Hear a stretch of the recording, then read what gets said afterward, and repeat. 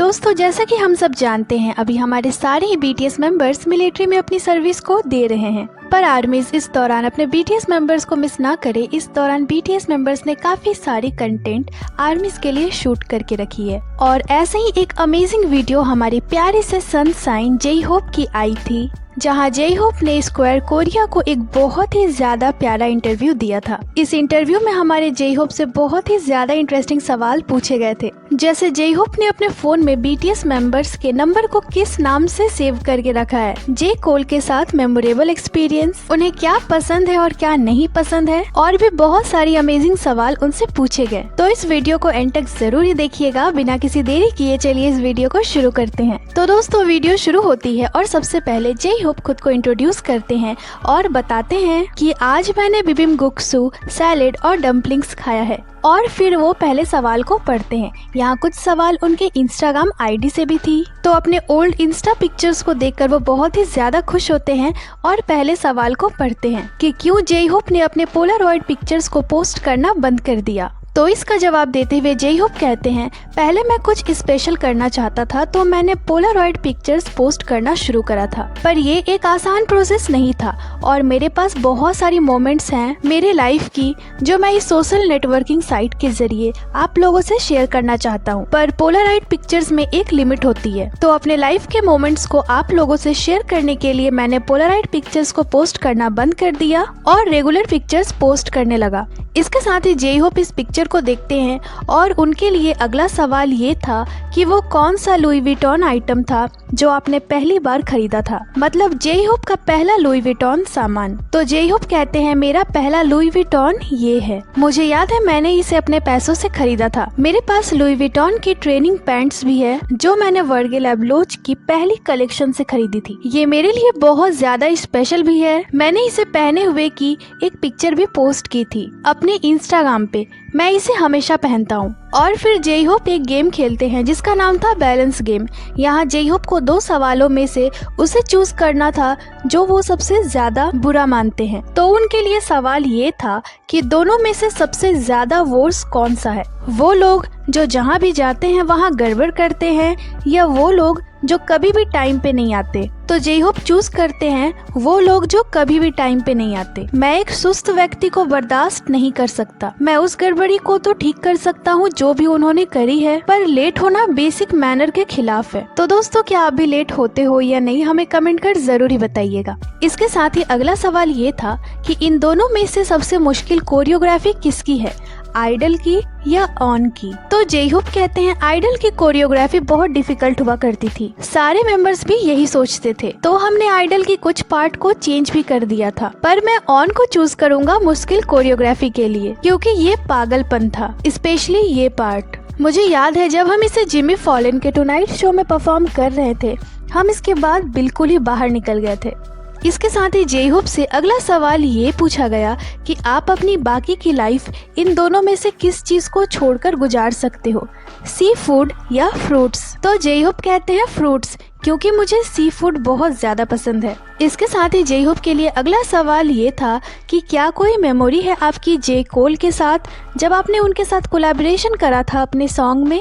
तो थोड़ा सोचने के बाद जे होप कहते हैं, मेरे पास एक है। म्यूजिक वीडियो के शूटिंग के बाद मैंने जे कोल के साथ अपने नंबर को एक्सचेंज करी थी। मेरे पास बहुत कुछ था उन्हें कहने के लिए, पर मेरी इंग्लिश उतनी अच्छी नहीं थी कि मैं उनसे बात कर पाऊँ। पर जे कोल ने रिप्लाई करते हुए ये कहा कि आप इसे लेकर बिल्कुल भी बुरा मत मानना कि आपकी इंग्लिश अच्छी नहीं है, क्योंकि मेरी भी कोरियन अच्छी नहीं है। और ये बात आज भी मेरे लिए बहुत ज्यादा मीनिंगफुल है। जब मैं उनकी टेक्स्ट को पढ़ता हूँ मैं उन्हें बहुत अप्रिशिएट करता हूँ कि वो बहुत अच्छे विचारों वाले पर्सन हैं। और फिर जे होप के लिए अगला सवाल ये था कि ये एल्बम कवर कैसे बनी थी। तो जे होप कहते हैं, मैं एक आर्टिस्ट को ढूंढ रहा था कवर के लिए, तभी मैं ली हासुंग से मिला और मैंने सोचा यही वो हो सकती है जिनसे मैं अच्छे से कम्युनिकेट कर सकता हूँ अपने काम को लेकर। तो मैंने उनसे कांटेक्ट करा। अगर आप जे होप एल्बम के पहले के कवर आर्ट को देखो तो ये बहुत ज्यादा कलरफुल था, पर ये एल्बम थोड़ी अलग थी। ये सिंपल है और मैं इस फाइन आर्ट्स के साथ बहुत सेटिस्फाइड हूँ।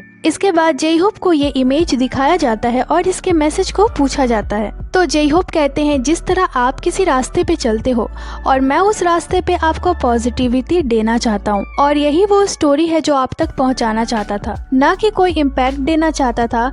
मैं बस हमेशा आपके साइड रहना चाहता हूँ और मैं होप करता हूँ कि आप इस मैसेज को हमेशा अपने माइंड में रखोगे और रिलैक्स करोगे और मेरी म्यूजिक को एंजॉय करोगे। इसके साथ ही जे होप से अगला सवाल करा गया कि वो कौन सा पर्सन है जिसने इस सॉन्ग को सबसे पहली बार सुना था। तो जे होप कहते हैं जब इसकी मिक्सिंग खत्म हुई तो मेरे रूम के बगल वाले रूम में नामजुन थे, तो मैं उनके पास गया और मैंने उनसे कहा कि मैंने अभी जस्ट अपने सॉन्ग को बनाकर कंप्लीट करा है, तो क्या तुम इसे सुनना चाहोगे। तो उसे सुनने के बाद आरएम ने मुझे कहा कि ये सॉन्ग थोड़ा लंबा लग रहा है, तो अच्छा होगा अगर तुम इस सॉन्ग को थोड़ा छोटा करो तो। और मैंने उनकी एडवाइस को मान लिया। और इसके बाद जे होप को कुछ हैट्स की पिक्चर दिखाई जाती है और जे होप को पहचानना था कि कौन सी हैट उनकी नहीं है इनमें से। तो जे होप कहते हैं पहली वाली तो मेरी है और दूसरी वाली भी मेरी ही है, क्योंकि ये मेरे फ्रंट डोर की सामने की पिक्चर है। थर्ड वाली भी मेरी है, पर ये फोर्थ वाली के लिए मैं श्योर नहीं हूँ। इस वाले को तो मैंने तब पहना था जब मैं लॉस वेगस में लेडी गागा से मिला था। तो क्या ये चौथी वाली वी की हैट है। और यहाँ जे होप बिल्कुल सही थे, वो हमारे वी की हैट थी।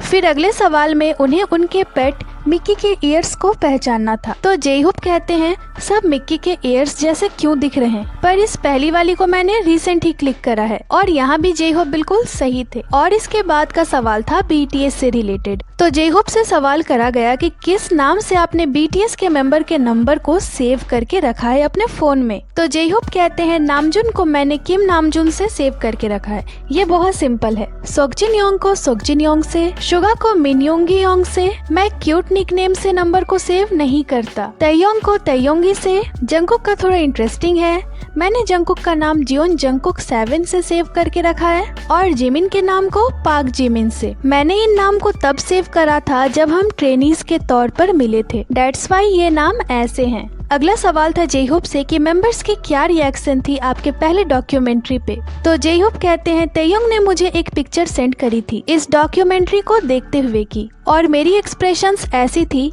कि तुम सच में इसे देख रहे हो। मुझे थोड़ी शर्म भी आ रही थी। ये मेरे लिए एक बहुत ही ज्यादा मीनिंगफुल डॉक्यूमेंट्री थी, जैसे कि ये मेरी पहली सोलो डॉक्यूमेंट्री थी। इसके साथ ही जे होप से अगला सवाल करा गया कि वो कौन सा सॉन्ग है जो आपको लगता है कि बीटीएस को सबसे ज्यादा रिप्रेजेंट करती है। तो जे होप कहते हैं ये या तो हमारे एक ग्रेट परफॉर्मेंस की होगी या वो जो बीटीएस और आर्मीज की रिलेशनशिप को शो करती है। मैं इन्हें इसलिए चूज करूंगा क्योंकि ये मुझे लगता है कि मुझे बहुत तरह से आर्मीज के बारे में सोचने पे मजबूर करती है। ये सॉन्ग्स हमेशा मुझे आर्मीज की याद दिलाती है। और फिर जे होप अपनी कुछ पिक्चर्स लेते हैं अच्छी हमेशा की तरह। वाली पिक्चर जे होप की फेवरेट थी। इसके साथ ही जे होप कहते हैं लुई विटॉन के ब्रांड एम्बेसडर बनने के बाद ये मेरी पहली फोटोशूट थी। ये मेरे लिए एक बहुत ही मीनिंगफुल प्रोजेक्ट थी और मैं बहुत एक्साइटेड हूँ इन थॉट्स को स्क्वायर के थ्रू शेयर करके। और यहीं पे ये अमेजिंग वीडियो खत्म हो जाती है। तो दोस्तों जैसे कि नेक्स्ट मंथ हमारे बीटीएस के मेंबर जिन आने वाले हैं, तो उनके आने के साथ काफी सारी बीटीएस की न्यू चीजें हमें देखने को मिलेगी। पर तब तक के लिए बीटीएस ने हमारे लिए जो भी कंटेंट शूट करके रखे हैं हम उसी को एंजॉय करेंगे और मैं इसी तरह आपके लिए हिंदी एक्सप्लेनेशन के साथ न्यू वीडियोस लाती रहूंगी। बाकी ये वीडियो आपको कैसी लगी मुझे कमेंट कर जरूर ही बताइएगा। तो दोस्तों ये थी आज की वीडियो को लाइक करें, चैनल को सब्सक्राइब करें। इसके साथ ही आप हमें इंस्टाग्राम पे फॉलो कर लें जिसकी लिंक चैनल पे दी हुई है। अपना बहुत सारा ख्याल रखें। मिलती हूँ आपसे अगले वीडियो पे।